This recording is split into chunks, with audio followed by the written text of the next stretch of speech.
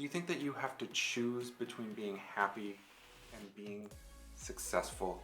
I was speaking to one of my clients the other day, and she has had a very successful career as a physician, as a pediatrician, and she was really good at it, and I'm sure helped a lot of people, but also didn't really enjoy the work. And so we started working together because she is now at a place where she wants to have a life that she really enjoys, to combine her livelihood with her passion.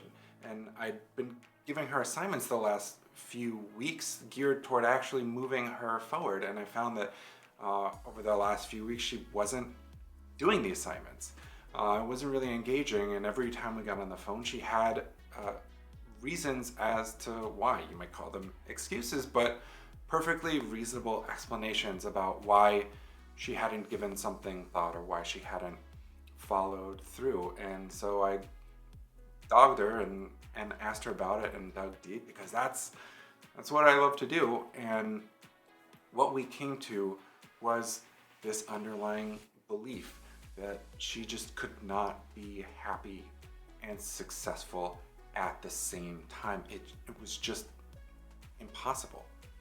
And this is what I think a lot of us do.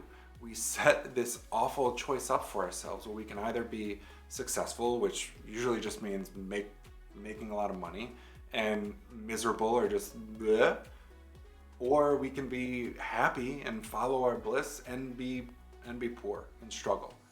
And those are the two. But the thing is that neither of those options is particularly appealing. It's like, well, no wonder she wasn't really motivated to do the work, and no wonder a lot of us aren't really motivated to move forward. If the prevailing story, whether we're conscious of it or not, is, well, what's the point? Because I can't have both at the same time. And that is actually the biggest challenge. It's the belief that we can't have both. It's this story that we have been feeding our entire lives and building a case for, right? Like actually laying out this thought right now, and maybe you weren't conscious of it or not, but now that I articulate it and I were to say, well, isn't that true? My hunch is that for at least some of you, your mind would immediately churn out all of the reasons why that's the case. And so it makes this thought reasonable. It's reasonable to think that you can't be successful and happy at the same time, because that's what your experience and, let's say, conventional wisdom show us. But it's reasonable, and also the only thing probably for many of you standing in your way of having both. And so you have a choice to make, like the rest of us. Would you rather be reasonable or be joyful and successful? If the latter sounds more appealing, but immediately as I talk about it, you do have that sinking feeling in your gut of like, yeah, but it's just, I can't. Well, I get it. I've been there. Believe me, I've been there for a long time. And I have a short little exercise for you. Because the way forward is to begin to change the predominant story you have in your mind. Change the story and your actions follow. So here is the story exercise. 1, I'd like you to come up with one person. If there are a few, that's fine, but at least one person who you really admire, who seems to have it all. It could be a famous person or someone in your life who you know who seems to have both joy and the success that you're looking for in your life. 2, I'd like you to list out, let's say, all of the qualities that you think that person possesses that are the key to their happy, successful life. Whatever those might be. Oh, they're like disciplined, creative, for example, I don't know, they're a people person. You'll come up with a short to long list, at least 5, let's say, qualities that they have. So identify the person, come up with the qualities that you believe they possess that are, say, essential to their success. And here is the third.